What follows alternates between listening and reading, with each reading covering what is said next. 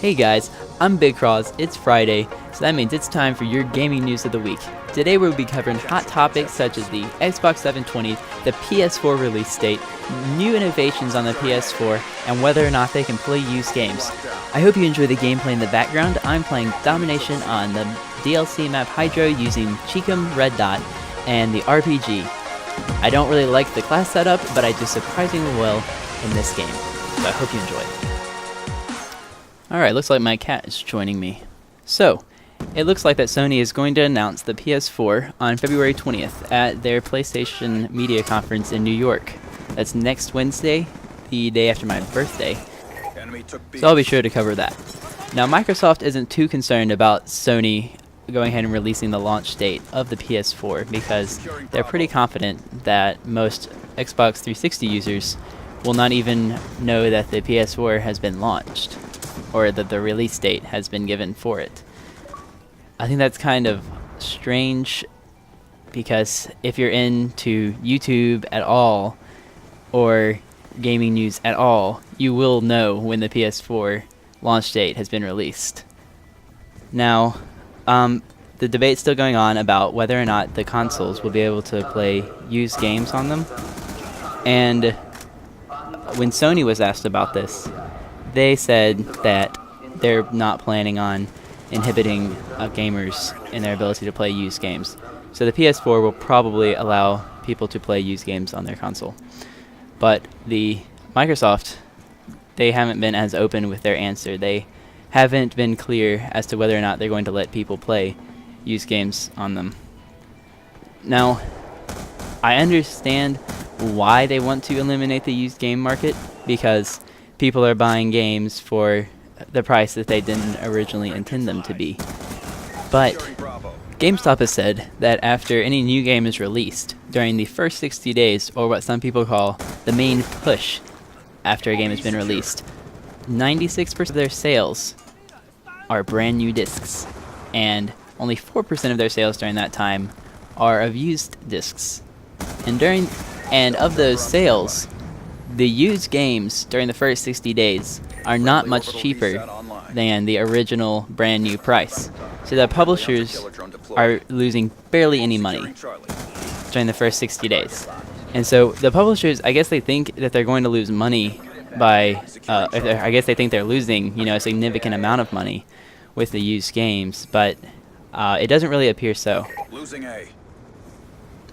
So with their new plan, publishers are basically promoting selfishness. Let me explain. So, I have a brother, and we each have our own Xbox. And I have Need for Speed, and I beat it. He asked me if he could play it, and I said, of course you can. But on the new Xbox, he might have to go out and buy his own copy. So if he came up to me and asked me if he could borrow my Need for Speed, I'd be like, no man, it belongs to my Xbox. My Xbox doesn't like to share. Go buy your own. So essentially they're promoting selfishness between siblings, college roommates, friends. So if Microsoft follows through with this and makes the new Xbox not be able to play used games, in essence, Microsoft is destroying the values that America was built on. They're destroying free enterprise. They are promoting selfishness and communism by doing this. Sharing is caring. Their intention is clear. Anyways, GameStop has said that they will be able to sell the new consoles regardless of what features they have or don't have to their customers. However, they also said that they have predicted that 60% of their consumers will not buy the new console if it won't play used games. Also, they've said that they are planning on closing 250 stores worldwide this year. And so basically they're saying that they'll be able to sell them, but they're going to lose a lot of money in the process. So GameStop is the premier used game store, at least in the US. And so for their sake, and for my sake, and for everyone else's sake, I hope that the new consoles play used games. So, if the new consoles, A, don't play used games, and B, are not backwards compatible, For those of you who don't know, that means that they play games from the previous console. So for the PS4, it would be PS3 games, and for the 720, it would be 360 games. So if they don't do either of those things, it's going to be very difficult for Microsoft and Sony to sell their products, because unlike the executives who are directing the development of these consoles, you know, most of the people who play Xbox and PS3, I'm not stereotyping gamers, I'm just saying people in general aren't willing to spend exuberant amounts of money on technology that does not give them what they want. And the Xbox 360 and the PS3 have both given their buyers, you know, much freedom in what they want to do with it. But if the new consoles are restricting us to brand new games and only games for that Xbox, then that is pretty ridiculous. So that's my little spiel about the new consoles and the ignorance of the people who are developing them. Anyways, the PS4 may be introducing a controller that only the Wii U has ventured into the market with.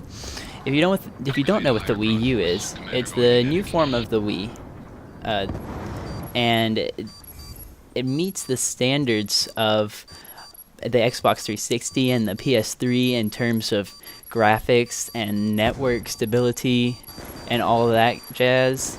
Okay, but not a lot of people have bought the Wii U because it's a Wii, and Wii gets a pretty bad rep from the one they released however many years ago, because it was standard definition and they virtually no online service, really. It just wasn't worth it to go online. But anyways, if you don't know, the controller for the Wii U has, I think it's an 8-inch or a 10-inch screen in it. The controller itself is kind of like a tablet.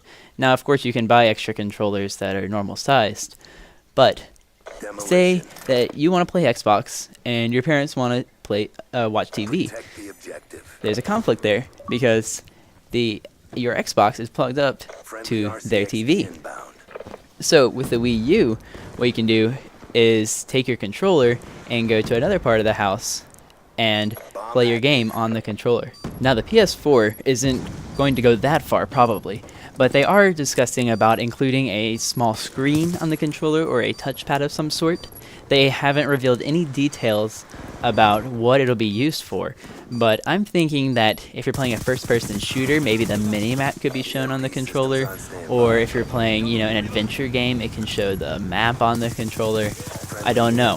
I think it's going to get mixed results, because I think it would be kind of inconvenient to be looking at your screen and then look down at your controller to see something. Also, because the controllers are wireless, it's going to drain your battery.